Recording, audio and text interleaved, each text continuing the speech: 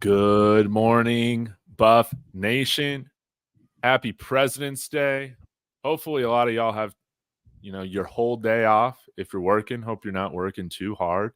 But really honored to be joined by my friend, QB Spotlight. That is Steven Hamner out of Austin, Texas, where we talk quarterbacks. We talk college football, all of that. Please go subscribe to his channel. Link to his channel is in the description of my video. But Steven, how are you doing today, man? Doing great, brother. How about yourself? How's the weather up there in Colorado? Man, it's been great. We got a bunch of snow, I guess a little bit, maybe like 5-6 days ago or so, but it's all melted now. That's just how it is. Went snow tubing this weekend, so nice. I'm a little sore from that, but I'm doing okay. But things out here are great. I did though. This is a little bit of a tangent. I was refilling the wiper fluid on my cars yesterday, my wife's car, on my car, and man, I accidentally put the wiper fluid for my car in the antifreeze container. So I got to drain that out this morning. Oh no. Yeah. Not fun. Not fun. No. So after this video, I'll be working on the car. Luckily, that's not a serious thing. It'll just take some time to get all that fluid out. But yeah, hello to everybody in the chat. We got Outsider in here. We got a handful of other people in the chat. Appreciate you guys for tuning in. And today, Steven, really wanted to take some time to go behind the scenes, with your experience being a college quarterback, with your experience working with other college football players, what this period from January until March really looks like, more so through the lens of what it would be like to be Shedeur or another one of these quarterbacks during offseason training. So after the season starts or ends, let's just start there. Do you get some time off? When do things kind of kick back off? And how does that start? Yeah, I think, to be honest, like every program is different. So I'll just kind of go through when I played what it kind of looked like, and then we can talk about differences in different programs. But when I played, I think our last game was at like that Thanksgiving weekend, maybe, or Thanksgiving weekend, kind of like that last rivalry game, that like rivalry weekend. And so for us, we were thinking, great, we're gonna have like the rest of the semester off, right? Like you only got 2 weeks till Christmas break, so we're like, we're gonna have 2 weeks off, Christmas break, and then we'll come back and start off season. Well, I guess we didn't finish the season how the coaches wanted us to finish, and so when we got back from Thanksgiving, we started like off season like right before Christmas break. So we had like 2 weeks of off season, and then we had Christmas break. Then we come back, and you have off season workouts basically from when you get back in school, like January, middle of January, whatever it is, all the way to spring practice. And how ours looked was 4 days a week, 6 a.m. workouts. We had two different groups, a 6 a.m. group and a later group, however that worked out. I think like linemen were later, skill guys were 6 a.m. So we had that, and then you kind of build up to spring ball, to spring practice. And some teams will start before spring, like before spring break, and then they finish after. I can't even remember what we did, if I'm being honest. There's benefits to all of it, right? Some schools that start after spring break, they can go 16 practices straight. Yeah. You got to kind of run off the alcohol the first few days. and then I want to say we started before spring break, where we had like a week or two of practice, then a week or two of practice after. But you have 16 practices, so you can go like 3 days a week, 4 days a week this week, 3 days a week this week. So you can kind of like spread it out. But that's kind of how like the big general offseason would look like workout wise. And then we have option periods, right? So like for the quarterbacks and receivers, we would have to go to the field and run the route tree. And the coaches only get a certain amount of time in the offseason. I want to say it was like 6 hours. I can't remember exactly. So they couldn't be in the field with us, but it's optional. But at the same time, they're in the press box watching us go through the routes. They give us the script we have to go through. So they're still evaluating, even though they're not there. And a lot of schools do that. Like I was on the phone with someone last year, an offensive coordinator, a D1 offensive coordinator, and he was like showing me the kids going through practice as we were on the phone, like FaceTime. So that's like another kind of way to get around the rule. But in hindsight, practice or the season ends depending on your staff. Will depend if you have some and if you go to a bowl game, will depend if you have workouts before or after Christmas break. You get back from Christmas break, workouts, you have your throwing, your individual sessions, your meetings, and then spring ball kind of gets going. And then you typically will have the month of May off and back on campus in June. That's the whole broad picture of like what this kind of time of the year looks like. No, that's very helpful. Now, when you're starting your workouts in January, when the team's coming back together, would Shedeur or the rest of the quarterback room, Ryan Staub, other guys that we have in that room, would they be meeting with Pat Shermer, the quarterback's coach, to establish some goals for this training period? And what would those goals what would those look like? Yeah, so I would imagine so. Again, every program is probably different, but I would imagine they have, you go through your workouts as a team, you probably have a position meeting once a week, maybe with the OC or with your quarterback coach. And then he's probably, again, it could be different, but he's probably given Shedeur a script of like, hey, we're running like, I want to do all outside combinations this week. Like that's what you're focusing on the field. And then next week it's, hey, all inside combinations next week, or divide up something like that. So they give the quarterbacks or the skill players or the positions a script, and they go through those kind of passes or those plays. But typically, like right now is like when they'll probably have the least amount of communication, at least typically with your like position coach, skill coach, and coach in general. Which brings me to another question, and that's regarding strength, speed, all of that. Yeah. So I imagine they're seeing a lot of Coach Mo, who's, our head of performance, our head strength guy. What do those types of meetings kind of look like to kick off the year? Does the strength and nutrition team come to each player and say, hey, this is where we saw you deficient this past season. This is where we want to see you from a strength perspective, lifting this much or gaining this much weight during this period. And here's the plan that we have for you. How are kind of the weight training goals established? Do they focus more with quarterbacks on like, hey, we really need to work on your lower body this off season, or we really want to work to increase your speed? How does that all look? Yeah, no, that's a great question. I think, again, every program is going to be different. Like I have quarterbacks that we work with, or just college guys we work with in general, where like some programs, everyone's doing the same thing. And then you have other programs like they have a separate strength conditioning coach for quarterbacks, kickers, kind of like the not the oddballs, but the positions that require a different skill than most other positions on the football field, if that makes sense. So it really just depends on the program, kind of what they're doing. But yeah, to answer your point, the bigger programs are wearing like a GPS tracker. So they're able to track like how many yards they sprint in a season, what was their top miles per hour, what was their average miles per hour. And so based off those metrics, they're kind of able to make a program. And a lot of colleges, will say, hey, it's individual. It can be tailored to like the individual. That's really hard to do when you have a group of 100 people. But what you can do, you can kind of group them in pairs, right? So you may have like, okay, we got 13 guys that are really, really powerful, and these metrics show this, but they're not very strong. So if we get a bit stronger, then that can help power, that can help everything else. Compared to we have other guys who are like, man, strong as hell, but not twitchy, not very fast, not very explosive. So they need to be working a little bit different, maybe like lighter weight, kind of pushing the weight faster, right, with some metrics. So that's kind of typically how you would have your grouping in like a big setting where it's hard to individualize something. But if you have like a group of players who all struggle with one thing, you group them and they have like a individualized-ish kind of program while still all being together as a team, if that kind of makes sense. And again, there's programs that have trainers just for the quarterbacks and kickers, and there are programs that have them do all one thing. And depending, like I have like several guys where if they're with the team doing one big workout, then I'll just kind of send them some like more individualized stuff to do on their own, which, you're the quarterback. You're supposed to be with your guys working out, doing what you're supposed to be doing. But at the same time, you got to make sure you're taking care of like your specific skill and like what you were called to do in the game of football. So it just depends, but that's kind of typically how they'll group positions and group players. If you struggle with something, you kind of group together. If you're really good at this, but bad at this, you kind of group together. If that kind of makes sense. Yeah, that is really interesting. And another thing I was wanting to ask you about was regarding quarterback training during this time.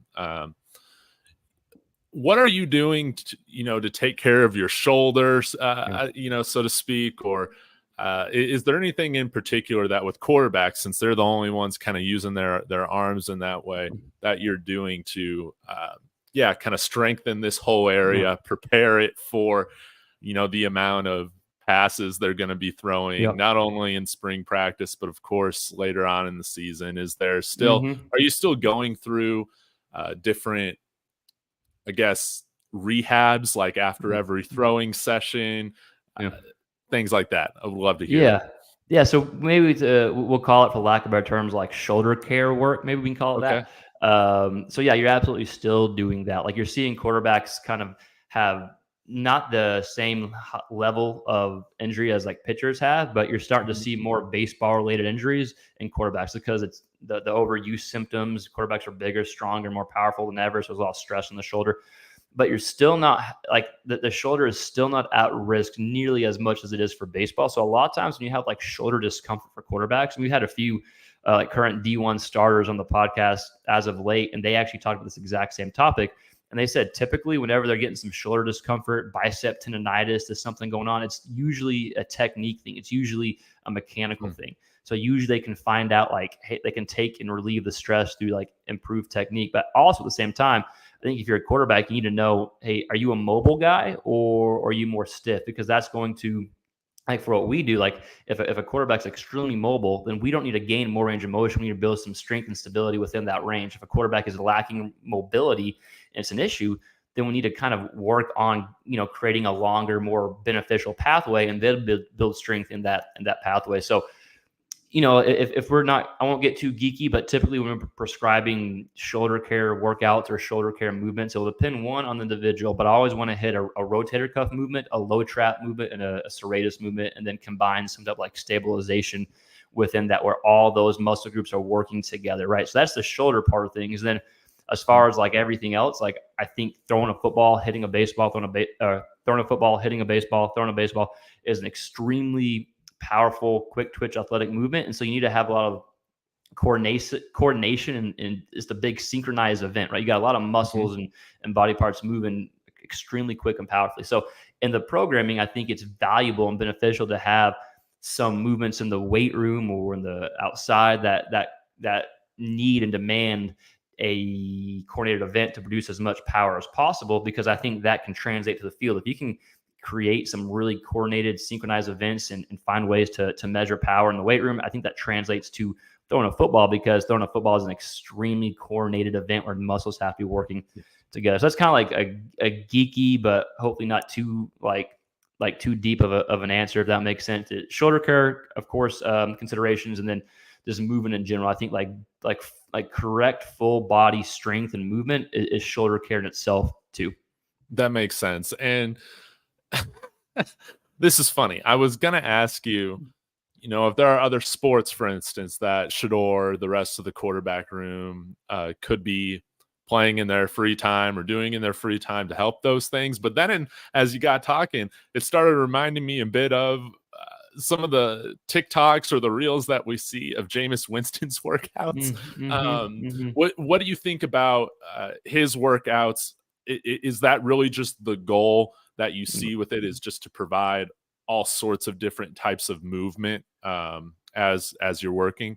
Yeah, I think I won't put my head in like Jameis Winston's trainer, but I think what they're trying to kind of like do potentially, and there's a lot of like overlap, is you're finding similar movements and you're finding, similar movement patterns. And you're trying to get really, really good within like that one specific pattern of throwing a football. So like swinging the baseball, like you saw, like CJ Stroud will swing a baseball and then do some other stuff too, throw a towel. You're just trying to like get really efficient within that movement pattern. So that's almost like a central nervous system stimulant, if you will. And you just try to recreate it. Like the more and more, and like the more you move in that pattern, the more you recruit from that energy system, the more efficient you're going to be. And so there is some translate, there is some like overlap too. I think you can go down the rabbit hole and be too specific at times with different things. But there's also a lot of like value, like, hey, like a quarterback needs to rotate efficiently and deliver force from the bottom up into the ball. So what are some ways that we can do that? And so again, I think it depends on the skill level, like a high school quarterback or even a college quarterback who hasn't been exposed to like maybe next level training. probably doesn't need that quite yet. But then like a really high level guy who's like done everything in the book and looking for that 1 extra %, that's when you kind of hone in on getting like really specific. So Shedeur is probably honing in on getting like really specific, trying to get that extra 1%, 0.5%. Like if I can get a little more juice on the ball, if I can throw it a little harder, if I can be a little more like, if my movement pattern, if I can repeat it like 90% of the time as opposed to 80% of the time, if like for lack of a better term. So like what we do, I like to work with like the quarterback trainer, like their skill coach, who's over like their mechanics and what they're trying to do.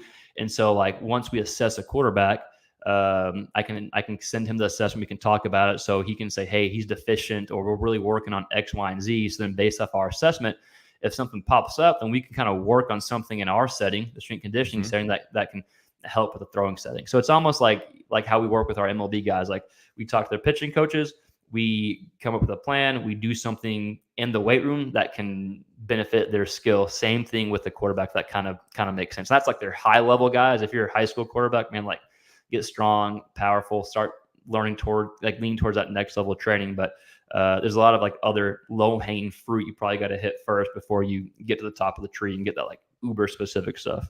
Yeah. Now with mechanics work, based on your experience, if somebody is trying to make a change in their mechanics during the off season, I guess this is like a two-parted question. We, say that the quarterback has kind of a elongated delivery. All right. Or say the quarterback just kind of has a little bit of a hitch, when they're throwing. In your experience, how many repetitions does it take to actually correct something like that to where you see the quarterback not diverting or reverting back to their old habits come game time? That's a great question. I think it depends on how long have they had that habit, if that makes sense, right? Like, has that habit been something they've had since they're 15 years old, now they're 20 trying to fix it? And so I think a lot of it will depend, but the more and more proper exposure that you get to what you're trying to break, the better it can potentially be. And getting the quarterback to feel it too. Like the quarterback feels like, man, I'm going to throw, I'm just like retracting back as opposed to like rotating through. Like once they can feel it, then you can kind of have change. If they're having like a bad rep or mechanically they're flawed, but they can't feel the flaw, then you have to work on like, hey, let's feel the flaw first. Like, don't worry about fixing it. Let's just feel what you're doing. Okay, you feel it now? Okay, now let's work on kind of correcting it and moving around it because you feel what's happening. And then once they feel a good rep and they can compare it to a bad rep, then they start to transition. But to your point, it depends. But the more proper exposure you get, the better. But at the same time, you don't want to like live in your head either. Like go out and spin the rock too. Like don't overcomplicate it, if that makes sense. Yeah.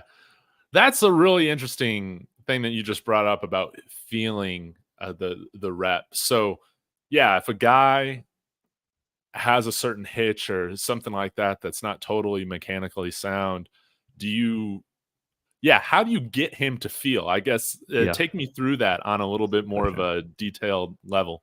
Yeah, it's a good question. So I think like for us, what we would do, and again, I'm not like working with the throw on the field, but like I'm communicating with their QB skill guy. So he's like, hey, every time on this drop, he does this with his foot, So maybe for us, we're trying to get the glutes more activated, get him to feel force on the ground or something. But maybe for the quarterback trainer, like if you can, like typically if you film a kid or you film a quarterback and you can show them what they're doing wrong, that's like the first step to feeling it, So like, if you show like your hips aren't going through, you film them doing a rep, you show your hips aren't going through or whatever it is, and they can see it, and then they can kind of come back to it. And then if they feel differently on another rep or something, and you can kind of show them like, hey, this was the correct rep, and you can kind of compare the two reps. That's like a good step to establish how to potentially feel something, because it can be hard, right? To kind of feel what you're working on. So typically like a visual feedback is probably your best bet in filming. Like a lot of like, if we're doing sprint work with our guys, like, and there's like their foot strikes off or something funky is going on, like we're filming it. And like, we may do like 3 max effort reps in like 15 minutes. A lot of it's like standing around, watching film, seeing what we're doing wrong and right. But they're getting that like visual feedback, and then they're able to adapt and change. And then there's going to be different drills you can implement for for a quarterback, depending on what they're doing. So it's visual feedback. It's getting them to feel it, and then it's having like specific drills. If you believe in some of those drills, that can kind of help diminish the flawed risk and recreate a better movement pattern. Thank you. Now, this is switching gears a little bit, Steven, but I'm curious the role right now, if any, that VR is playing in preparation for college quarterbacks. I remember a while back when Case Keenum signed here in Denver years ago, he talked about VR being really helpful in allowing him to stay ready before he took over starting those last however many games for the Minnesota Vikings that year prior. And now we've seen, all the memes and stuff like that, people driving their Teslas with the Apple Vision Pro and stuff like that. But I'm curious, with the guys that you talk with, the colleges and athletes there, does VR play a role with any of them yet, or do you see it growing? That's a good question. I probably don't have a great answer. With the guys that I've trained and work with, they haven't mentioned it or brought it up, and so I really have no idea. But I know what you're talking about. I know I've heard of guys, talk about. I think maybe Kirk Cousins uses it. So I'm like, it makes sense from like a logical standpoint of staying fresh. But the guys that we worked with, and most of them are, freshman quarterbacks or just college quarterbacks in general. So it probably depends on the school you're at too. I want to say I've heard some high level schools kind of doing that, but I don't have a ton of good feedback. Sorry for a bad answer. No, that's okay. It was just something I was curious about because with the Vision Pro now, of course, you can see everything that's in front of you, but then you have that augmented reality. So it just got me thinking how you could easily simulate different pressures and simulate pocket work, going through your reads with also navigating the pocket, all of that.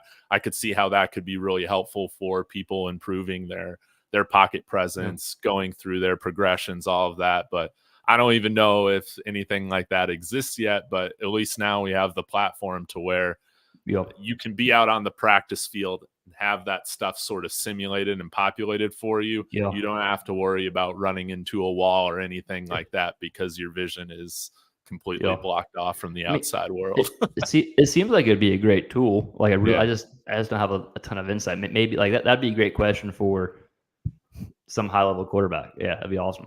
Yeah. Maybe if I can get Shedeur on the show. Yeah, come on. I can ask him. I'm sure he has the all the top level tools. Yeah. If it's good and available, he's probably using it. You're probably right. Yeah. Yeah. Well, I think, Steven, I'm trying to think of any more questions right now when it comes to off-season training, but regarding the quarterback, I feel like I'm out of questions there. You've really helped shed a lot of light on what these guys are going through during this portion. But there is one other question that I wanted to ask you about. This has to do with some of the linemen. We've seen them starting to put on weight, and I would love to hear from your perspective during your time playing college football, the guys that you work with. When you're putting on weight during the off season, I would just love to hear from your perspective. How tough is this? How methodical is it to putting on weight? How many meals are you eating a day? I've heard other guys that are retired now talk about how when they were in the NFL, to keep their weight on at 320, 340, whatever, they dreaded eating. It was like another full-time job to them. But what was your experience for how putting on weight and retaining that weight goes at the college level? Yeah, man, it definitely can be a chore. And you hear stories of guys waking up at 3 a.m. to crush a protein shake, then go back to bed just to keep calories in, just to keep eating. Yeah, so it can be crazy. A lot of times, like, it can be a bit easier at starting off because when you're a freshman, like, you're not used to like having so much food available to you. Like, I wasn't either when I first came, and so it's like it's easier to put on weight. Not like the freshman 15 you hear about, but it's easier to get big because you have a great strength program. You have so much food to eat. Your access to protein drinks, just like high level stuff. But like from a lineman standpoint, definitely can be a chore. And so whenever we're having a player that's trying to, hey, we need to get leaner or we need to gain some weight, like your body does a good job of telling you like where you should be at. Like if you have like, we use different power metrics, different numbers that we deem valuable. And if you're hitting those numbers, you're getting some PRs, you're like in a really good spot, then whatever you're weighing is probably going to be pretty good. Because your body's telling you like, hey, I'm performing really well at 215. Now, the difference when you're a lineman is if you can hit those power and movement stuff, but you're 250, it doesn't really matter per se, right? So it's a little different beast. So I still think there's value though. And if you're getting strong, if you're getting powerful, you're moving well, then I'm still trying to gain weight. If stuff starts to decrease a little bit, then maybe you're at a good point, right? That's for most cases. Offensive line may be a bit different, right? Like if you're 265 and you're the fastest offensive lineman, the best broad jump, you're the strongest, you're everything, and you're just a freak in the weight room. That doesn't make you a good offensive lineman, right? So at that point, it's like, hey, like we don't care about the metrics as much. Like get your ass to 300 so we can put you in the field. Because if we put you on the field at 260 and you're going up against a guy from Arizona who's a first round pick, like he's going to eat your lunch. You know what I mean? We know how that went this year. Yeah. So it's like, I mean, and that's why the offensive lineman example is or like that can be a tough position because man, you gotta gain weight compared to like if you're playing a running back. He's like, man, I want to get to 210, and so we're trying to cut him from like 225 to 210. But when you get to 215, like he is just awesome, and then we cut to 210, and he's losing some power, like he's a little too lean. Then that's when like, hey, bud, like I think we're better 5 pounds heavier because like these numbers are telling us this. So like the body has a way of telling you where you should be kind of sitting at, but offensive line can be a bit tricky. But as far as like meals you're eating, like, yeah, man, you're like, we would have mandatory meals. They're checking on you. We weigh in every practice. We weigh in after every practice to see how much you've lost, how much you started. So there's a lot of tracking being done. I was at a small school, right? So like at a bigger school, you know, you have like several nutritionists, you have like more specific programs, but it's probably going to be similar to like the groupings in the weight room, right? So you have 20 players that need to gain 10 pounds and they do X, Y, and Z. Like they're on this meal plan. You have 20 players that are like, hey, you're 340. When you do it 320, then they're on this specific meal plan. So you just kind of group together. And then if there's like some depending on the school, you might do some blood tests to see like if you're allergic to something, if you need to stay away from something. So you may get individualized work like that, depending on, you know, the level of the school, I'm sure. But like some of our pro guys will use different platforms, and based off like some blood tests, they can say, hey, like maybe we should be X, Y, and Z type food as opposed to BCA, if that kind of makes sense. So again, depending on the resource will depend on like the level that you kind of get. But those are kind of just some examples, but definitely like the grouping of players will be how nutritionists kind of distribute meal plans. Super interesting. So some schools you're saying can go as detailed to say like, hey, we're putting you on chicken, we're staying away from red meat during this time, fish, all that. Okay. Oh yeah, they can do that. And I think there's probably some dispute about, oh, that works, it doesn't work. Again, I'm not a nutritionist, that's over my head, but yeah, they can definitely do that. I have a buddy who was the head sports nutritionist over one of the richest college football programs.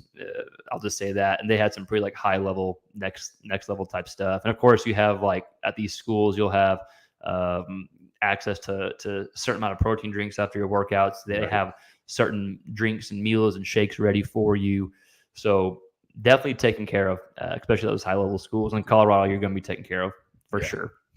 So outside of like the protein shakes, the pre-workout, the creatine, is there anything else that a lot of these high level teams, these blue blood programs, will be making sure that their players are taking on a regular basis? Does it go as far as to, be taking, certain supplements or just other things to help change their brain chemistry in some ways, making sure you're getting the highest output with what you got in the brain?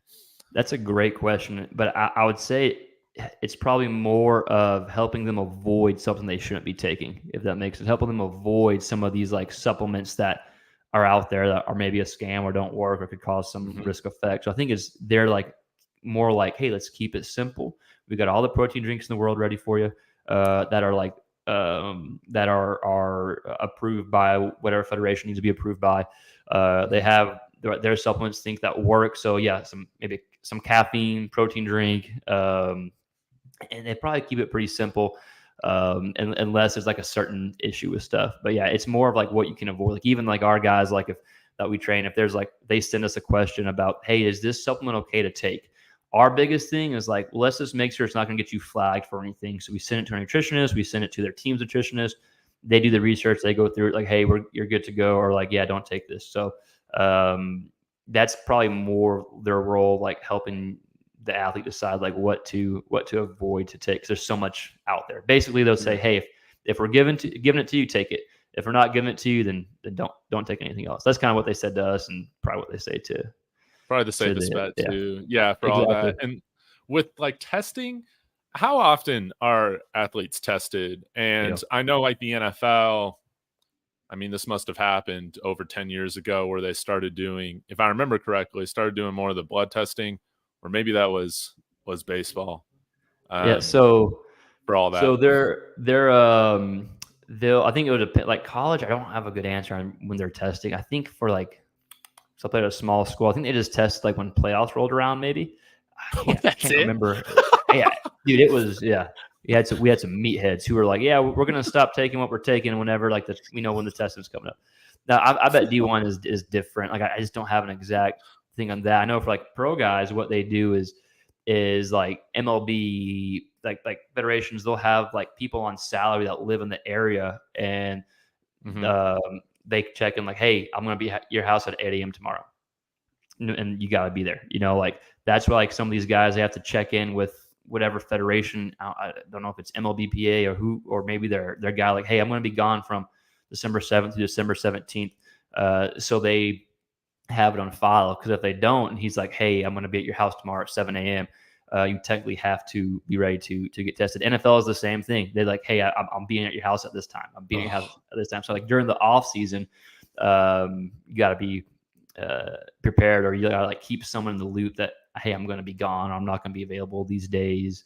You got to communicate. So there's a lot of oversight to make sure you're doing okay. I remember I won't give anything away, but in college we would have guys. Now they weren't testing for like performance enhancing drugs, and these tests they're testing for, you can imagine, party drugs. And so we would have, I'm not going to get anyone in trouble. We would have guys who like, hey, dude, can you pee in this condom for me?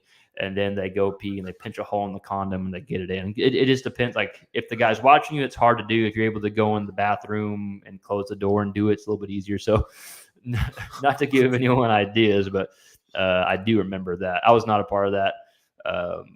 So yeah, funny stuff. Well, man, I remember when I was at doing my undergrad at Abilene Christian, they had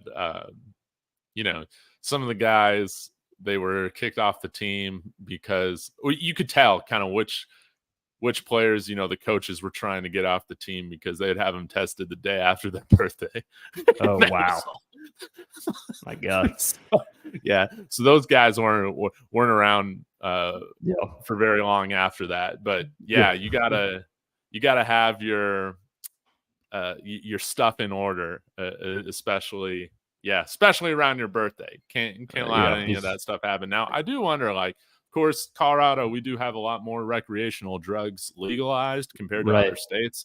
Does the NCAA do you know if they change what they're testing for based off of like where you live, or because I haven't even thought about this, if something like marijuana or whatever would still be an illegal type of substance for NCAA athletes? Yeah, that's a good question. I really don't know. I wonder if the NCAA has like a blanket rule saying, hey, you can't do this regardless of what state or where you are. Like I really have no idea. If I'm a coach, I'm just not testing for weed if I can like handle it. Or I'm like, hey, where am I?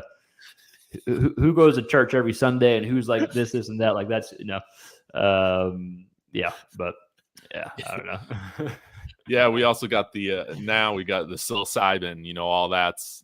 I guess it's not legalized; it's just decriminalized. Okay. So it will eventually be legalized here. That's usually the first step. But anyways, I'm going down too much of a rabbit hole. Steven, I appreciate you joining me today to talk about all this. Super insightful, super helpful. You know your stuff. Before we wrap up, can you please let everybody know what kind of stuff you've put out lately? You've put out some different videos on Shedeur as of, just a couple days ago, as well as what you got coming up. Yeah, we got just a lot of just quarterback content in general. So we got some breakdowns, some film breakdowns, but just like some like quarterback updates, just trying to keep everyone in the loop of different kind of quarterback topics in college football. We'll have some film breakdowns of like the top 5 quarterbacks in the draft, at least the top 5 projected quarterbacks in the draft, but that's about as like NFL as we'll get. We actually got a really cool podcast coming out today with the former Boise State quarterback Jared Zambransky, who's a close friend of mine. She gives some like super, super cool detailed stuff about those like famous plays, but also like the lead up to the game. And then we dive into some like really cool X's and O's. If there's any like quarterback like junkies and out there, he kind of talks about Coach Peterson's offensive philosophy and why he was like who he considered like the most like one of the best like offensive minds, and he played for Kyle Shanahan, the NFL. He played for some other like really top guys in the NFL. So some really cool X's and O's that's coming out today. And of course, we'll have some Shedeur stuff. I'm thinking about putting out a video. We've had some requests on like my thoughts on Shedeur's comments about like the choice route, so the option stuff. Like and I think we've talked about it where I'm like, I think it got. What people are like criticizing him for, I don't think is kind of what he meant. I think what he was saying was like, it was just hard to go through this complex offense when you're not on the same page. I think that's kind of like what it was. And so I may put out a video if people want to see it, because we've been getting asked for it, but don't want to get crucified in the comments. So put it out, man. Well, that sounds like so much fun. Jared Zambransky, man, a guy I haven't heard from in a long time, so I'll definitely have to check into that. And I mean that game ended him on the NCAA football video game cover, right? Yeah, the cover, and like he was the fastest quarterback at that year's combine. I mean, he just a freak athlete, just a stud, and just a great guy. So just some like really cool insight on the game, but just like quarterbacks in general, really neat. Oh, man. Well, I love that. Well, y'all, again, go subscribe to Stephen Hamner at the QB Spotlight and hit those bell notifications on so you can see those interviews, those videos when they drop. I did want to give one other shout out. Guy that I haven't given a shout out in a while to is Global Utopia Sports. I got his sweater on, his tribute to Kobe Bryant. He sent me a while back. And I mean, he's doing a great job talking NFL, covering NBA stuff. So if you're interested in daily coverage, please go subscribe to him. But Stephen, man, really do appreciate it. This was a fun, lively conversation, and I can't wait to see what we talk about next week, man. Awesome. Thank you, brother. That was fun. Awesome. Thanks again, guys, for checking in. Hit that like on the way out, and let's go Buffs.